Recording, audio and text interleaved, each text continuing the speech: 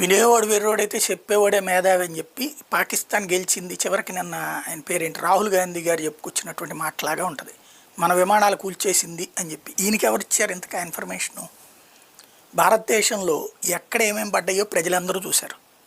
ఆ శకలాలు చూశారు, ఏది డ్రోన్ల శకలాలు చూశారు, మిస్సైళ్ల శకలాలు చూశారు, అలాగే వాళ్ళ నుంచి వచ్చినటువంటి ఆ మందుగుండు సామాగ్రిని చూశారు. విమానం కోల్తే సోషల్ మీడియాలో పెద్ద ఎత్తున వైరల్ అయ్యేది, ఈపాటికే ప్రొజెక్షన్ అయ్యేది. మన దేశంలో ఈవెన్ పోయిన ఆ ఏరియాలో కాంగ్రెస్ కమ్యూనిస్టులు కూడా ఉంటారు కదా, ఎవడెందుకు తీయలేకపోయాడు? సరే పాకిస్తానుడు అంటే సాక్ష్యాలు చూపెట్టడానికి అదేమంటే భారత్లోనే పడిపోయింది అన్నాడు. మనం సాక్ష్యం చూపెట్టామే పాకిస్తాన్లోని ఎయిర్ బేసుల ధ్వంసము, వాడు చూపించిన సాక్ష్యాలు ఫేక్ అని ప్రపంచం అంతా అర్థమైపోయిందే. అయినా కూడా రాహుల్ గాంధీ నమ్ముతాడు. అది ఎక్కడ విచిత్రమో అర్థం కాదు. ప్లస్ భారతదేశాన్ని దానికి సంబంధించిందంటే ఇప్పుడు మనం ఒక 5 విమానాలు కూల్చి ఆయనకి సాక్ష్యాలు చూపించాలన్నమాట. ఇది ఒక విచిత్రమైంది. ఇది ఎట్లా